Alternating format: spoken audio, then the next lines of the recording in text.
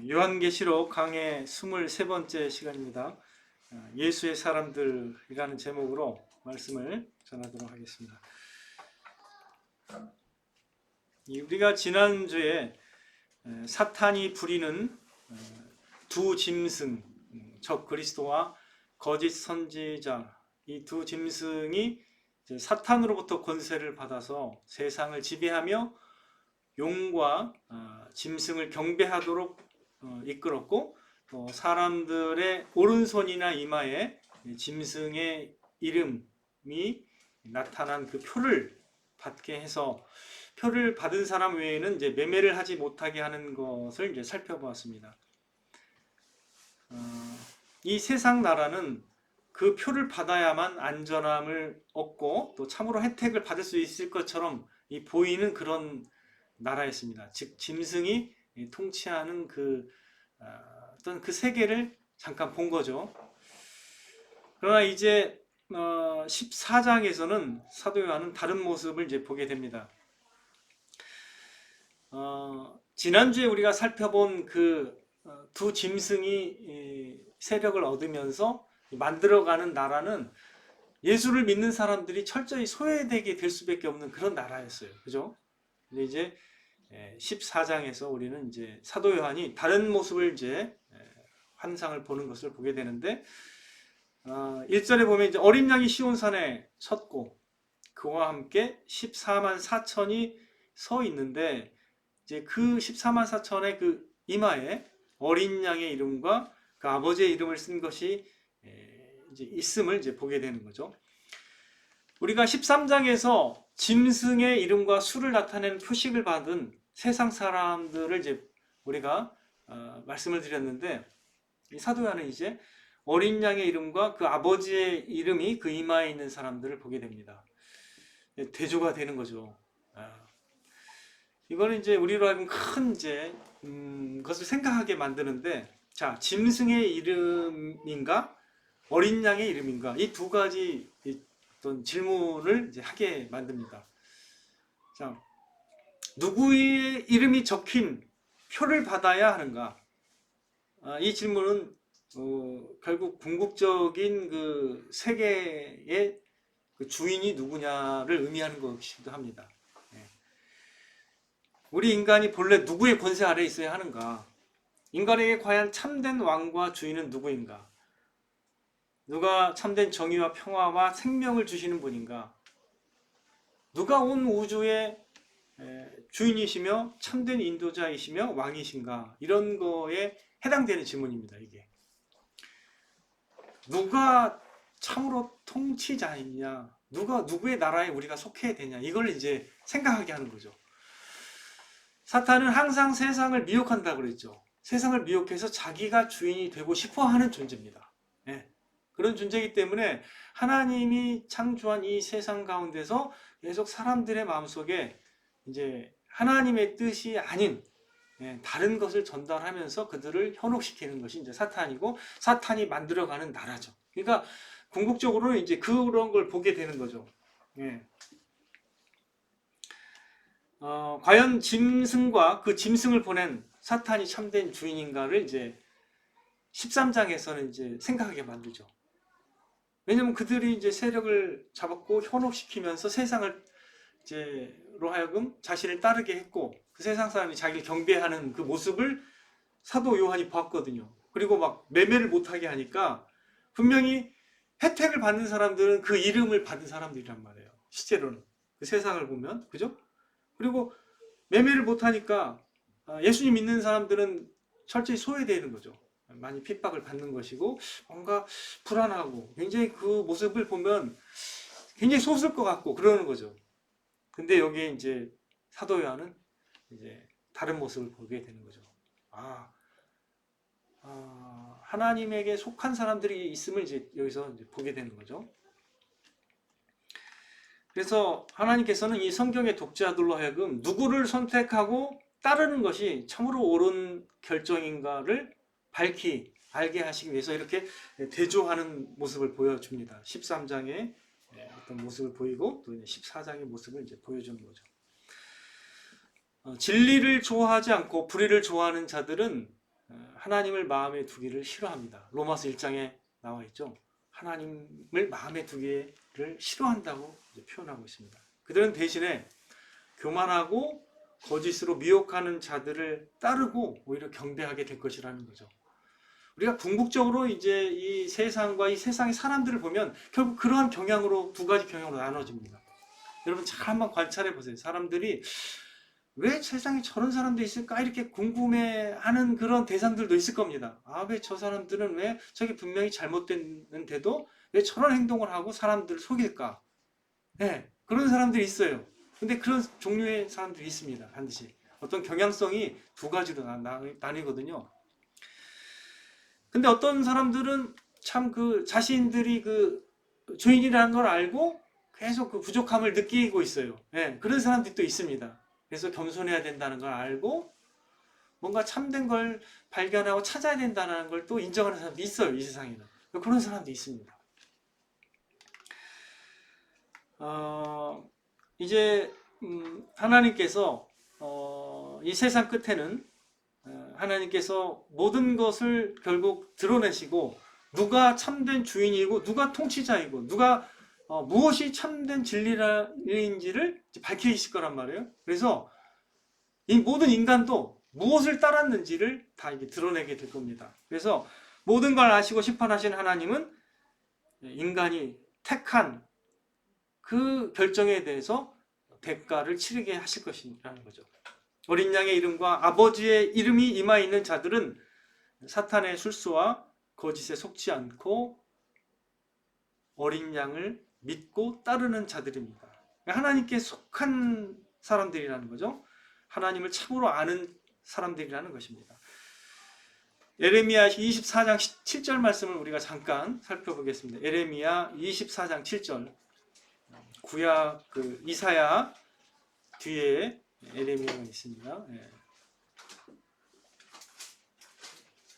에레미야 24장 7절. 에레미야 24장 7절 말씀을 우리가 함께 읽어보겠습니다. 24장 7절 시작. 내가 여호와인 줄 아는 마음을 그들에게 주어서 그들이 전심으로 내게 돌아오게 하리니 그들은 내 백성이 되겠고 나는 그들의 하나님이 되리라. 이게 되게 중요한 성경의 그 주제입니다. 성경의 주제. 결국 성경은 우리가 하나님의 백성에게 속하고 하나님이 우리의 하나님이 되시겠다라는 그 언약을 성취해 나가는 게 성경의 그 메시지거든요. 근데 참으로 하나님이 진정한 통치자고 하나님만이 모든 것의 원인이 되신다라는 것을 인정하는 그 여호와이심을 아는 마음을 누가 주시냐는 거죠. 누가 도대체 이걸 누구는 왜 깨닫는데 누가 모르느냐 이런 거를 24장 7절 에레미야 24장 7절에는 분명히 말씀하고 계십니다. 하나님께서 그 마음을 주시는 거예요. 그 깨닫고 아는 마음을. 도대체 우리가 어떻게 하나님을 알 수 있습니까? 물론 하나님이 자신을 계시하신 성경이 있습니다. 이 성경이 주어졌긴 했는데 이 성경이 주어진다고 누가 다 믿는 건 아니거든요. 믿는 건 다 믿는 게 아닙니다. 우리가 뭐 어떤 중요한 정보나 어떤 그 교육 자료를 가지고 가르칠 때도 그걸 안 믿는 사람들도 있습니다. 예, 가르칠 때도 뭐야, 나는 이렇게 생각할 수도 있는 거예요. 사람마다 다 다른 거예요. 이게 뭐 그 마음이 높아진 마음은 잘 중요하게 생각 안 하듯이 똑같죠. 하나님의 자신을 계시하는 이 성경이 분명히 나타나 있어도 그게 성취되고 그게 분명히 드러나서 하나님의 진실성을 드러냈음에도 불구하고 안 믿을 수도 있는 거거든요. 예. 법정에서도 마찬가지입니다. 인간의 법정에서도 증거가 나타났는데도 부인하는 사람이 많아요. 여러분 아시죠? 증거가 있다고 해서 꼭 인정하는 게 아닙니다. 끝까지 부인합니다. 예. 그런 사람이 많아요, 이 세상에. 안 그랬으면 법정이 있을 필요 없죠. 증거 나타나서 바로 불복하면, 그죠? 항소를 안 해야 되잖아요. 근데 다 합니다. 끝까지 그냥 하는 사람도 많이 있습니다. 자, 그러면 여기에서 사도 요한은 이제 13장에서는 그 짐승의 표를 받아서 사람들이 이게 혜택을 누리는 모습을 보여준 거죠. 말세가 되면 사탄이 더 세력을 자기가 얻고자 하나님을 더 강렬하게 대항하고자 하기 때문에 이 세상에서 자기의 권한을 더 드러내면서 미혹하는 힘을 더 발휘하게 된다는 거죠. 그래서 이 세상이 마치 진짜 참 주인이 그 사람인 것처럼, 그 적그리스도가 진짜 주인인 것처럼 보일 수 있다는 거죠.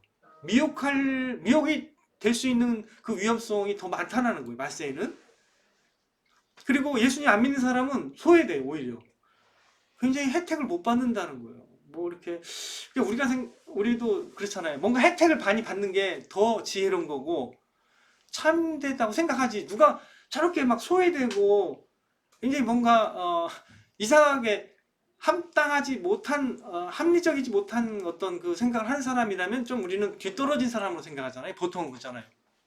그런 때가 옵니다. 말세에. 오히려 역전이 된다는 거예요.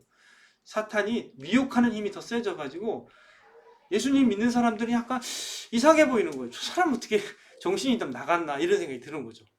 그 정도의 세상을 본 거예요. 13장은. 근데 어떻게 돼요?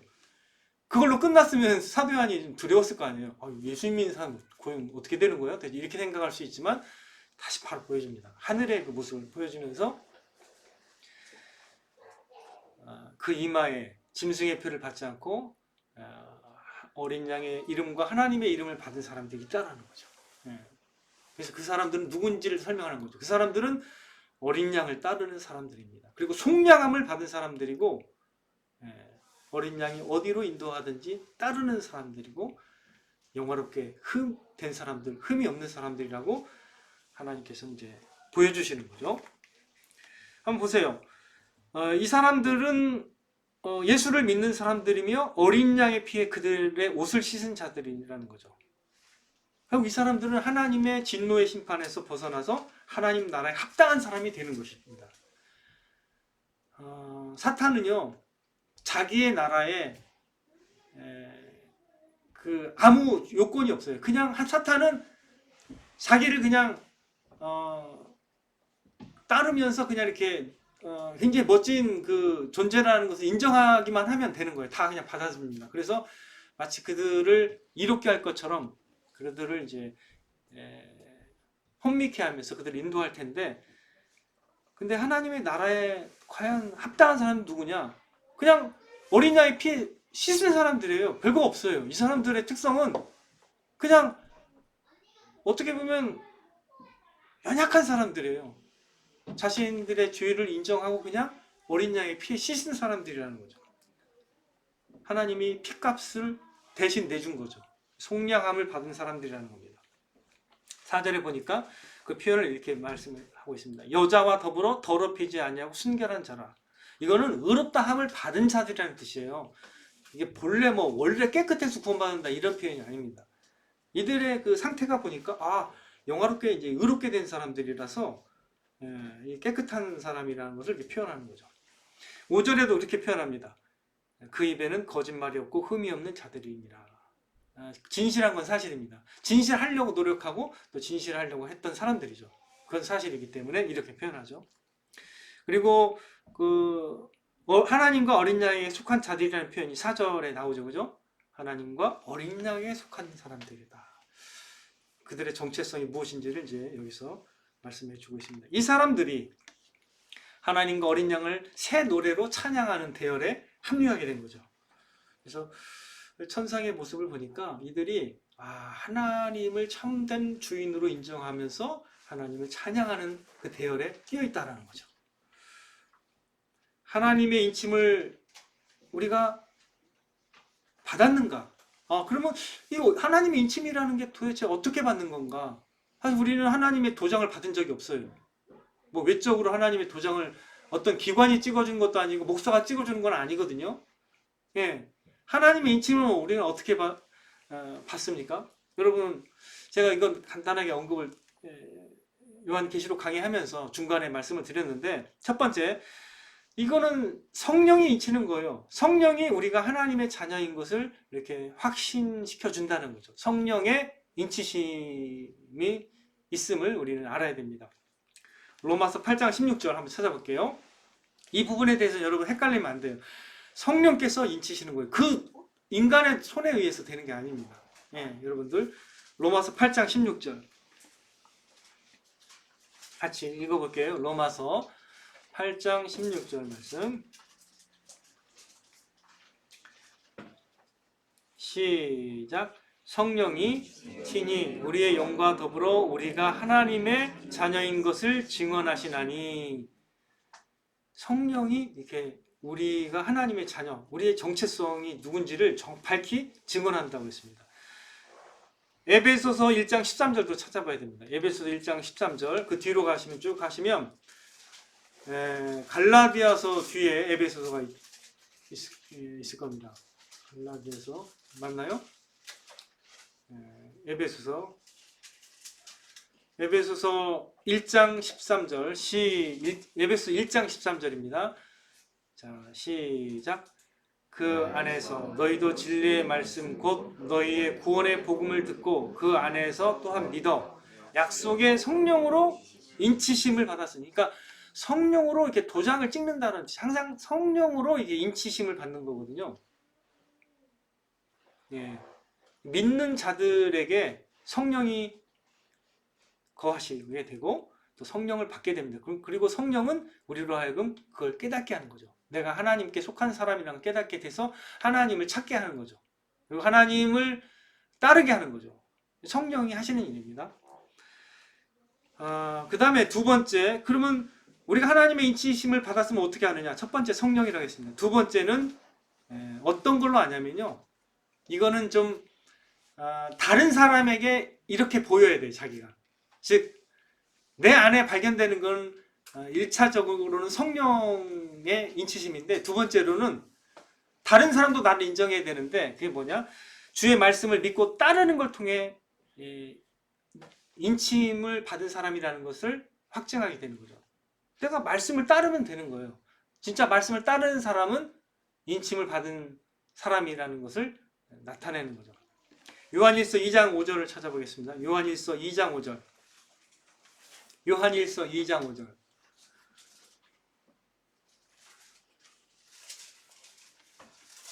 요한일서 2장 5절 같이 읽겠습니다. 요한일서 2장 5절 시작. 누구든지 그의 말씀을 지키는 자는 하나님의 사랑이 참으로 그 속에서 온전하게 되었나니 이로써 우리가 그의 안에 있는 줄을 아노라. 자, 이게 말씀을 지키는 그 사람은 이로써 2장 5절입니다. 요한일서 2장 5절. 이로써 우리가 그의 안에 있는 줄을 아노라. 그러니까 이게 뭐냐면, 어떻게 저 사람이 하나님의 인침을 받는 줄을 어떻게 아느냐? 기준이 그겁니다. 그 사람이 말씀의 반응을 보이고 말씀을 따르면 그 사람이 하나님의 안에 속한 사람이라는 걸 알게 되는 거죠. 진짜 인침을 받은 사람인 걸 알 수밖에 없는 거죠. 오늘 본문 말씀에서도 어린 양을 따른다고 했죠.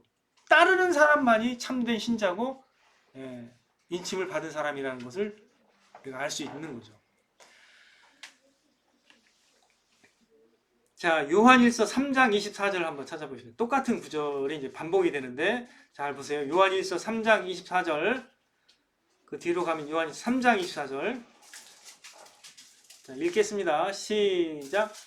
그의 계명을 지키는 자는 주 안에 거하고 주는 그의 안에 거하시나니 우리에게 주신 성령으로 말미암아 그가 우리 안에 거하시는 줄을 우리가 아느니라. 여기서도 정확히 얘기하죠. 말씀을 얘기해. 말씀을 따르는 자는 어떻게 해요? 결국 성령으로 말미암아서 그가 우리 안에 거하는 줄을 우리가 안다라고 이렇게 표현하고 있잖아요. 되게 여기서도 똑같은 말을 하고 있는 것입니다. 궁극적으로 하나님의 말씀에 반응하는 자가 인침을 받은 사람들의 특성입니다. 인침을 받은 사람은 따르게 돼 있어요. 예, 다른 거 안 따릅니다. 궁극적으로는 예수님을 믿고 의지하고 따르게 돼 있습니다. 이게 되게 중요한 또 어떤 관점이겠죠. 성령이 내 안에서 증거하는 것은 내가 스스로 이해할 수 있도록 성령께서 증언하시는 거지만, 다른 사람이 내가 그리스도인임을, 내가 인침받은 사람임을 알게 하는 방법은 이거밖에 없습니다. 그가 내 안에 성령이 계시는 것을 그거는 알 수 없잖아요. 그죠? 내가 물론 말은 할 수 있지만, 그래서 이 두 가지가 같이 우리에게 이제 하나님의 인치심을 받았는지를 알고 확신할 수 있는 방식임을 여러분 기억하시기 바랍니다. 저와 여러분은 과연 누구인가? 이런 어떤 정체성에 관한 질문을 우리가 해본다면 우리는 어떻게 대답해야 됩니까? 과연 저와 여러분은 누구에게 속한 사람이라고 대답해야 되는 거예요. 여러분이 진짜 믿음이 있으면 여러분은 어린 양에게 속한 사람들입니다. 하나님께 속한 사람이고 하나님의 나라에 속한 사람들입니다. 오직 예수 그리스도에게 속한 사람임을 여러분은 확신하십니까? 여러분은 세상 사람들이 속한 그런 어둠의 세상 주관자인 사탄에게 속한 사람들이 아니라는 것을 여러분들은 분명하게 확신하십니까? 오직 예수 그리스도를 본받고 예수 그리스도를 따르는 여러분들은 이제 제자로서의 정체성을 분명하게 가지고 있어야 합니다. 우리 오늘 또 자매님도 기도하셨지만 예수의 제자라는 이 정체성, 이게 아주 중요한 거예요. 나는 누구인가? 나는 예수의 사람입니다. 오늘 제목도 예수의 사람들인데 사도 요한이 본 거는 바로 하나님 나라에 속한 예수의 사람들을 본 거예요. 제가 12는 충만한 수라고 말씀드렸죠. 이스라엘 지파가 12지파입니다. 그리고 예수님이 제자를 삼았을 때 12제자를 삼았습니다. 이건 일맥상통하는 어떤 그 관점의 상징적인 게 있거든요. 의미하는 게 하나님의 나라는 충만한 수예요. 그래서 예수님께서 기적을 일으켰을 때 12광주리가 남았어요. 충만한 그 음식이 남은 거예요. 12광주리에 차고 넘쳤다고 했습니다. 그 표현을 왜 썼을까요? 예수님의 나라가 그렇게 충만한 숫자임을 얘기하는 거예요. 계속 예수님의 나라는 충만한 나라는 거예요. 그래서 충만한 숫자가 들어옵니다. 그래서 12 곱하기 12는 완전한 어떤 충만한 숫자 곱하기 충만한 수예요. 그래서 14만 4천이라는 의미는 어떤 정해진 게 예수님 믿는 사람이 14만 4천이다 이게 아니에요. 여호와의 증인은 잘못 해석하고 있는 거예요. 그건 상징적인 숫자입니다. 하나님의 나라는 충만한 사람이 다 들어올 거예요. 모든 백성과 방언에서 다 들어오게 될 겁니다. 그 숫자가 충만한 숫자가 하나님의 나라에서 영원토록 하나님과 함께 거하게 될 것입니다. 그래서 그 정체성에 대해서 여러분들이 분명하게 말세에 다가올 때 그리고 주님의 재림이 다가올 때 그것을 분명히 해야 된다는 거죠. 그걸 모를 때는 불안하고 초조하고 염려하게 될 겁니다. 예수의 제자가 누굽니까? 누가복음 9장 23절 말씀하고 있죠. 한번 찾아보죠. 우리도 다시 한번 제자도에 대해서 살펴볼 필요가 있습니다. 누가복음 9장 23절에 예수님께서 이렇게 말씀하십니다. 같이 한번 읽어보겠습니다. 누가복음 9장 23절.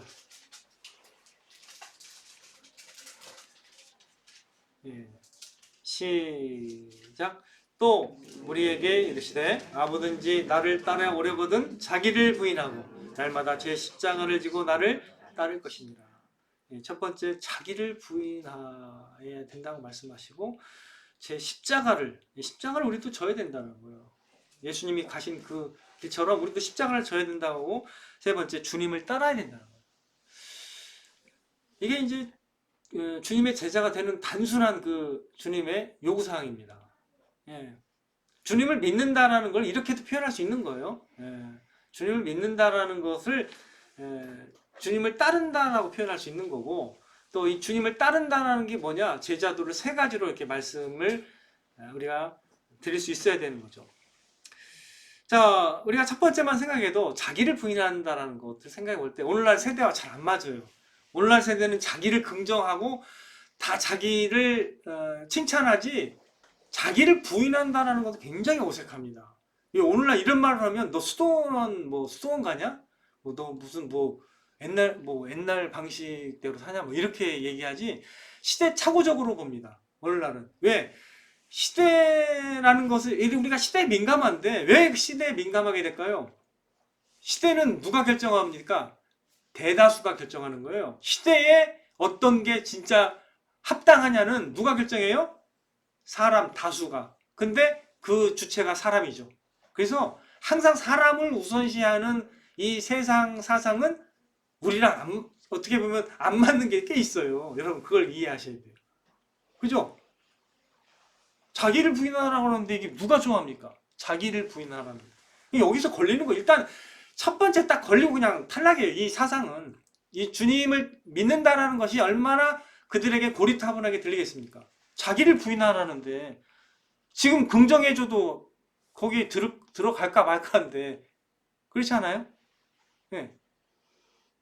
예수님도 그 당시에 그 지배자들한테 인정을 못 받아요. 왜? 굉장히 지배자들을 찔리는 말을 많이 하셨기 때문에 그래서 그 예수님을 죽인 사람이 누구예요? 십자가에 못 박힌 누굽니까? 그 유대인들의 그 지도자들 아니에요. 대제사장들과 바리새인들이 그렇게 한 거 아니에요. 그죠? 예. 그러니까 이게 그 십자가는 유대인들에게 꺼리 끼는 거예요. 기본적으로. 우리가 전하는 복음도 마찬가지로. 그 복음을 전하면 그들의 그 죄악을 드러내기 때문에 그게 꺼리 껴지는 거예요. 왜냐하면 죄인됨을 결국 인정해야만 되는 거기 때문에.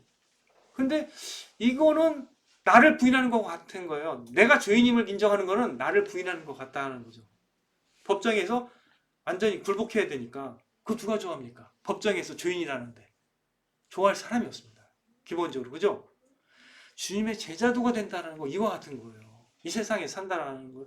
이 세상에서 주님의 제자도를 갖고 산다는 건 이와 같은 거라는 거예요. 자기를 부인하는 것이 이렇게 사실은 굉장히 쉬운 게 아니라는 거예요. 특별히 오늘날은요, 이렇게 기준이 있는 걸 싫어합니다. 좋아하지 않아요. 자신들의 개성이나 특성만을 추구하는 세대 가운데서 특별히 그리스도인들도 유혹을 받아요. 어떤 기준이 있는 거는 획일화시키는 것 같고 막 어떤 권위 아래 두는 것 같고 그래가지고 이 사람들이 이제 그걸 매도합니다. 사람들은 자신 위의 권위를 싫어합니다. 자신들이 주인이 되고 자신들의 주인공이 되는 걸 원하지 어떤 무슨 뭐에 맞춰야 되고 뭘 따라가야 되고 뭘 막 섬기라고 하고 뭘 믿으라고 하면은 그건 압박으로 받아들여요. 압박. 억압으로 받아들인다는 거죠. 이게 이제 사탄이 틈을 비집고 들어오는 어떤 루트입니다. 사탄은 이거를 좋아하게 만듭니다. 괜찮다. 니네들이 신이 된다. 하나님을 대신해서 신이 될 수 있다라고 말하면서 유혹했습니다. 처음에. 이걸 먹으면 네가 하나님과 같아질 것이다. 그것만큼 기분 좋은 소식이 어디 있습니까? 내가 내 맘대로 해도 내가 신이 된다는데 얼마나 좋습니까? 그러한 것이 사탄이 주는 죄의 본성이라는 거죠. 예. 그래서 자기 부인하는 게 사실 이게 진짜 알아듣는 사람 알아듣는 거예요. 쉬운 게 아니에요. 예. 그건 어렵습니다. 자기를 부인하는 길은. 물론 세상에서도 그런 말 하는 데가 있습니다. 불교도 그걸 얘기해요. 통찰력은. 굉장히 중요한 통찰력 이해했기 때문에. 왜? 자기 뜻대로 살아가는 것이 남을 해친다는 걸 알기 때문에 그런 것을 그런 방향으로 돌린 거죠. 상당히 굉장히 통찰력이 있는 겁니다. 불교도 자기를 어떻게 하죠? 자기에 대해서 해탈을 해야 된다고 하잖아요. 그죠? 상당히 성숙한 말이에요. 그건 제가 볼 때 하나님 없는 가운데 상당히 성숙한 포인트를 지적한 겁니다. 예, 맞는 말이에요. 그거는. 근데 물론 이제 더 그 대상이 거기서 없어서 그냥 자기를 벗어나가는 거지만 우리 기독교는 더 분명한 거죠. 분명한 따라가야 될 대상이 있는 거죠.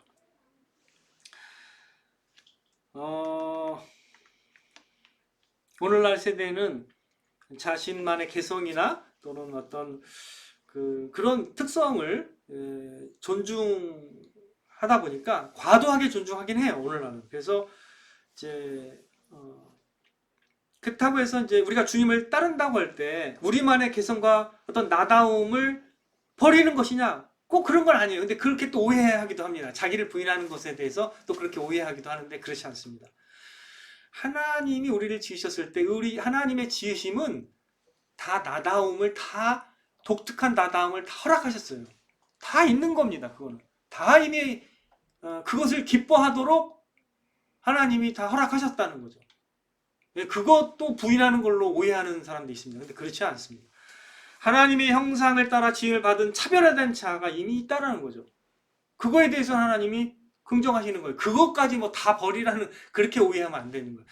그건 뭐냐면 나의 죄된 본성에서 벗어나라는 뜻이에요. 자기를 부인하라는 뜻은 내 길과 내 뜻대로 가겠다라는 걸 벗어나라는 거죠. 돌아서라는 거죠. 회개의 부르심입니다. 자기를 부인하라는 것은 회개로의 초청이라는 거예요. 너의 길을 가는 것을 버리고 나에게로 돌아오라는 뜻이지, 하나님이 지으신 우리만의 어떤 자아의 어떤 특색을 버리라는 그런 오해를 하면 안 된다는 거죠. 이해되시죠? 예, 하나님이 우리에게 지으신 독특한 차별화된 자아를 버릴 필요는 없는 거예요. 그걸 버리라는 게 아닙니다. 나의 하나님이 지으신 외모, 나의 어떤 개성, 이런 걸 다 사랑할 필요가 있는 거죠. 그죠? 그거는 받아들이는 거죠. 당연히. 자, 우리가 주님을 따른다고 해서 우리를 잃어버리는 게 아니라는 것을 궁극적으로 여러분 잘 알아야 됩니다. 여기서 자기를 부인하라는 것은 내가 주인이 돼서, 내가 왕이 돼서 내 뜻대로 살아가겠다는 그 방향을 말하는 거죠. 거기서 돌이키라는 겁니다.